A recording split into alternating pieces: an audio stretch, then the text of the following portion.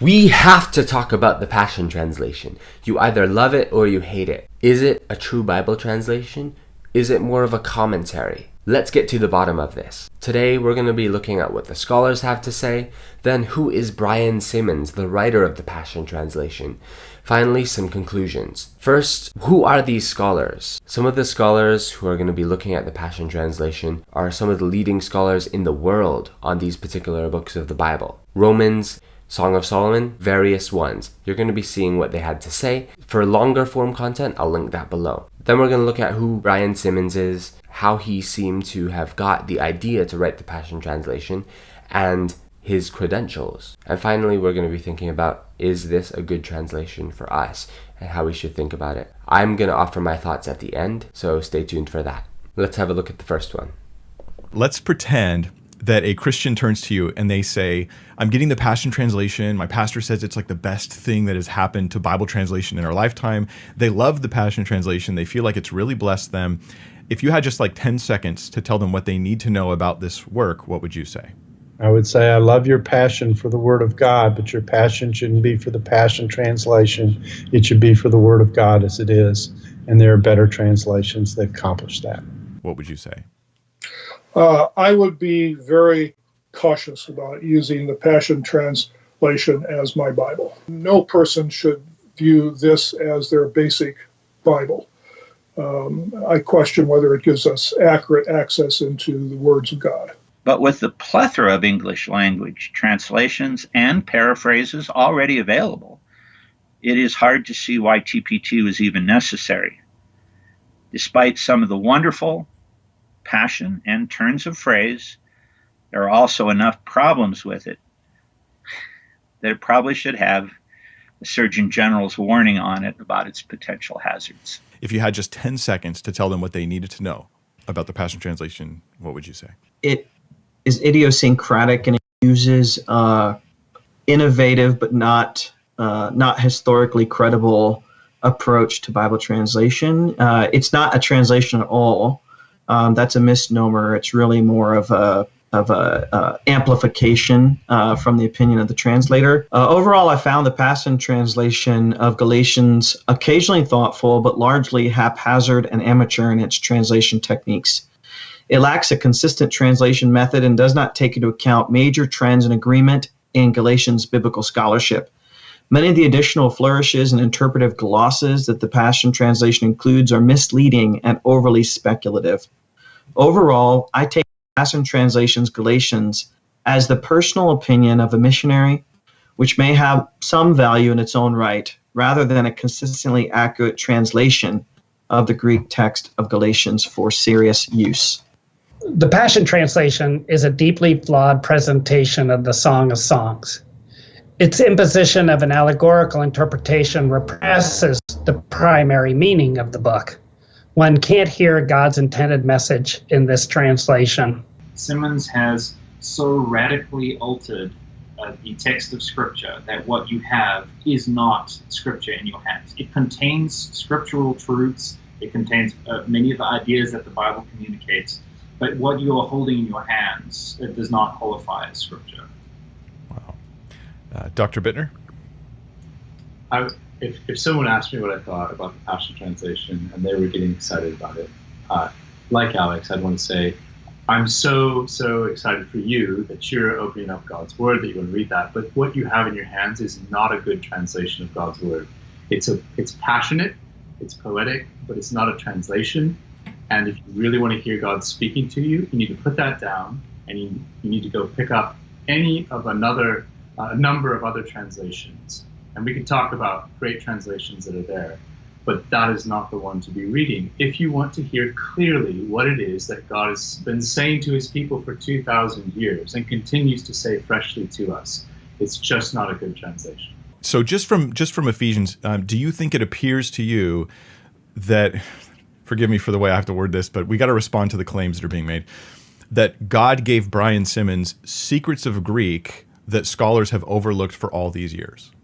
I discovered and uncovered so many mysteries and glory realms in the book of Psalms, it will take your breath away. I believe God gave me the key to the book of Proverbs. The Lord showed me it's the homonymic structure of Hebrew is going to be the key to understanding Revelation in the last days, including the book of Revelation, which you haven't got yet, honestly. I'm mega understating it. God really helped me do this translation. I've made some discoveries. I don't know who to talk to. I mean, I'm finding out all these secrets, and I'm translating and going, ah. When he unveiled to me the secret of homonyms. Revelation secrets. I told you that the Lord had given me secrets, and he has. And he blew on me. And he breathed on me. He breathed on me. He breathed on me. He promised that he would give me new understanding and new, fresh revelation from his word. And he promised that he would give me secrets that had not been disclosed. I began to receive a supernatural download of insight and revelation that has continued to this day. And I felt downloads coming instantly. I received downloads. It was like I got a chip put inside of me. I got a connection inside of me to hear him better, to understand the scriptures better, and hopefully to translate. Secrets that only come from above. The secrets of the Lord. He's beginning to share them with me, and I'd like to share them with you. Is that a good enough commercial? That claim is so incredibly arrogant, I can hardly believe it.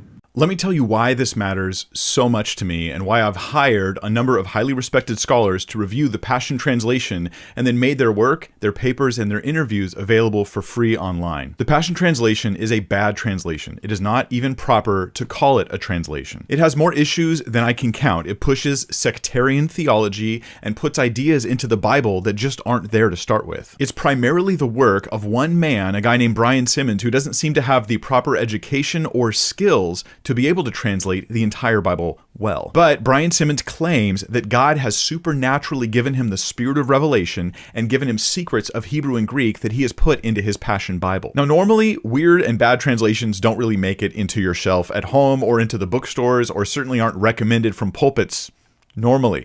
But because of the reckless and unwise endorsing of the Passion Translation by some high-profile, hyper-charismatic pastors, that's exactly what's happening. I thought something has to be done about this. So I made a number of videos exposing the Passion Translation, trying to share why I think this is a bad translation, even though I like the ESV and the NASB and the New King James Version. I like the King James Version. I mean, I like most of the available translations we have nowadays, but no, not this one. Still, even with the videos and the reviews I had done, some people questioned my motives, or some people wondered if maybe it's kind of like a Mike Winger versus Brian Simmons, who do I believe situation. So I hired a bunch of scholars to review the Passion Translation and present their work to you so you could have an academic and as unbiased as possible review of the work. That is what I've called my Passion Project. And God helped us. I had some linguistic training in our New Tribes training, years of New Tribes training, so I had some skill that I didn't realize that I even had until I got into this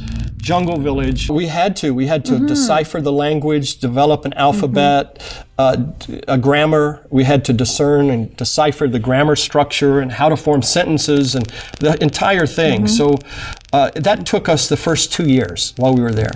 It was difficult. We had to break down their language, do a linguistic analysis.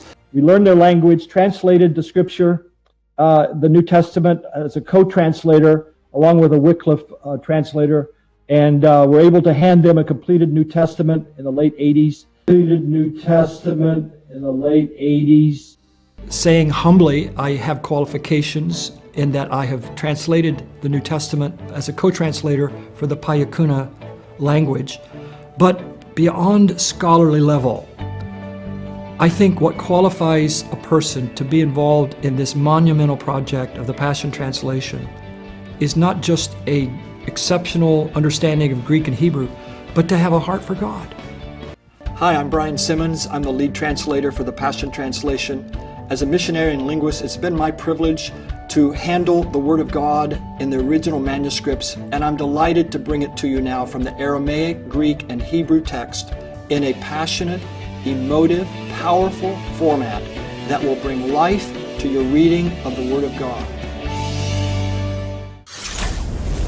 Respected scholars and theologians won't touch this translation for a reason. There is no attempt to stay true to the copies we have because the point is to correct or add to the copies to personalize it to the beliefs of this one group. Hello, I'm Melissa Doherty here for crossexamined.org. The Passion Translation has been growing in popularity over the years since its creation. Many of you have heard it quoted from your pastors at church or your friends, and many Christians in general have enjoyed reading it. What makes this translation so different? From the Passion Translation website, it says this: "This translation will evoke an overwhelming response in every reader, unfolding the deep mysteries of the Scriptures. If you are hungry for God, the Passion Translation will help you encounter His heart and know Him more intimately, fall in love with God all over again." However, since it's been out, some people have become very suspicious of it. It has come under a lot of scrutiny, and many people are seriously rethinking their involvement with this Bible interpretation. In my own personal research, I've come across some things that I have found extremely unsettling. Though there are a lot more than just three, I want to share three major concerns I have, and if Christians can rely on this as a reputable translation. Number one, how it was created. Brian Simmons is the main translator and creator of the Passion Translation. He claims in 2009 he had a visit from Jesus himself. In an interview with Sid Roth, he says this: "Jesus came into my room. He breathed on me. He spoke to me and said, 'I'm commissioning you to translate the Bible.' And he promised me he would help me. He promised to give me the secrets of the Hebrew language." When asked about where the name of the Bible came from, he said that it came from an angel that he saw in church named Passion. Now, there are major issues with this. This is not a normal translation. This is an interpretation. This reminds me of Joseph Smith, for example, who claimed that God spoke to him to make his own translation, or the Jehovah's Witnesses' New World Translation. Brian Simmons being the sole person creating this translation, supposedly commissioned by Jesus himself, has startling implications. It would mean that for 2,000 years we have knowledge hidden from us that only Brian Simmons has received from God. Brian Simmons says this himself, quote, "What if for 2,000 years the church has been robbed of what Jesus really said?" If this is true, then all of our Bibles have always been wrong. The only time I ever really find someone creating their own version of the Bible is because they simply don't like what it says. So they claim divine revelation from God and create their own version that fits comfortably into their own theological preferences. Which brings me to number two. This translation is clearly sectarian. What I mean by that is that this translation is made for a sect within the charismatic movement, mainly the extreme apostolic signs and wonders movement. There's this overemphasis on healing, signs, wonders, miracles, prophecies, tongues, and prosperity, and these beliefs are clearly demonstrated when you read the Passion Translation. This is also shown with the high-profile endorsements of the Passion Translation, which are, not surprisingly, only all leaders within this movement. Respected scholars and theologians won't touch this translation for a reason. There is no attempt to stay true to the copies we have because the point is to correct or add to the copies to personalize it to the beliefs of this one group. There's an unnecessary expansion and addition of the signs and wonders terminology in the Passion that are very specific to the hypercharismatic movement. These are words such as revival, activate, receiving of the Holy Spirit, encounter, glory, glory realms, release, anointed, atmosphere, prosperity, realm, Holy Spirit fire, Holy Spirit rain, fresh fire, fresh encounter, Holy Spirit wind, revelation, etc. There's so much more. It's demonstrable that the Passion Translation is certainly made to fit the theology of the signs and wonders movement. Number three, the supposed Aramaic originals. This one really made my jaw drop. Simmons suggests that he is correcting the Bible from the original Aramaic, but there is no original Aramaic. He claims that the Greek is a second-generation copy. He says, quote, "For centuries, it has been believed that the New Testament was first written in Greek. Some scholars now lean increasingly towards the thought that Aramaic and Hebrew texts of the New Testament are the original manuscripts, and that many of the Greek texts are copies and a second generation from the originals." It sounds sensational, and humans love sensational claims, but no respectable Bible scholar knows what Brian Simmons is talking about when he claims to use the original Aramaic. The fact is that the New Testament was clearly written in Greek. So in my opinion, we as Christians should avoid this translation. It's a good rule to have that if anyone says that they have studied the text of the Bible and found something that everyone has missed, or that God has given only them secret and special revelation to reveal the actual hidden knowledge of the scriptures, then their teaching should be avoided at all costs. As Christians, I definitely don't think we need to be opposed to signs, wonders, and miracles. That is part of our worldview. But we do need to be opposed to extreme beliefs that lead to bad theology, because bad theology hurts people. The point isn't whether this translation makes us feel good or not. The point is if it's true or not. For more information on this, a really in-depth resource is the Passion Project done by Pastor Mike Winger on his YouTube channel.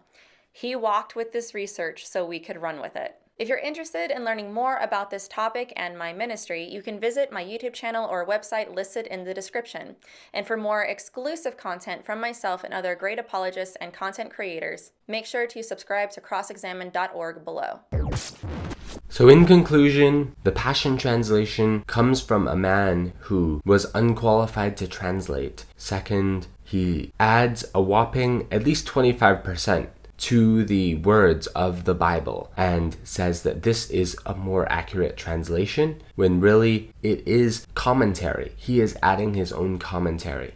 If it was used as such, it would be harmless. But because it goes around and claims to be the Word of God, it misleads people. Thirdly, he says that the extra things he's adding come from the original Aramaic, which doesn't exist. The Bible was written in Greek and Hebrew, some parts being written in Aramaic, but the parts that he's claiming, no, there is no original Aramaic. God did not inspire the Passion Translation. At best, God gave Brian Simmons some ideas, just like the phenomenal commentary writers that we may often read.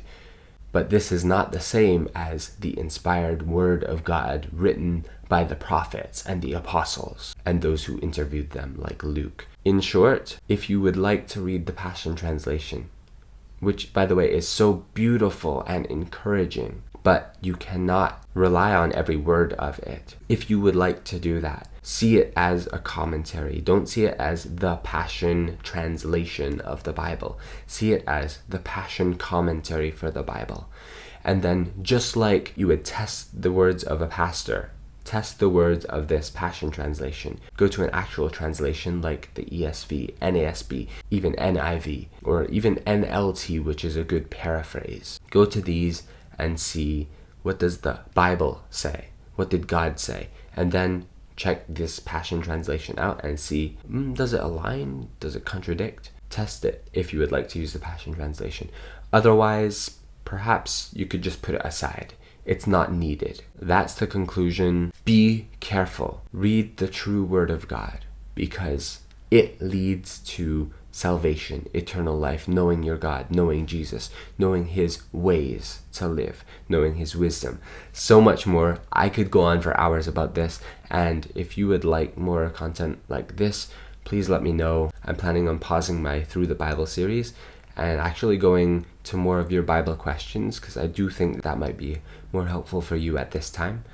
You read your Bible, but me answering your Bible questions, as well as covering some other apologetics topics, such as this, right? What are the best Bible translations? What was that other thing? Alright guys, thanks so much for watching. I care about you. I really want you to have the true Word of God.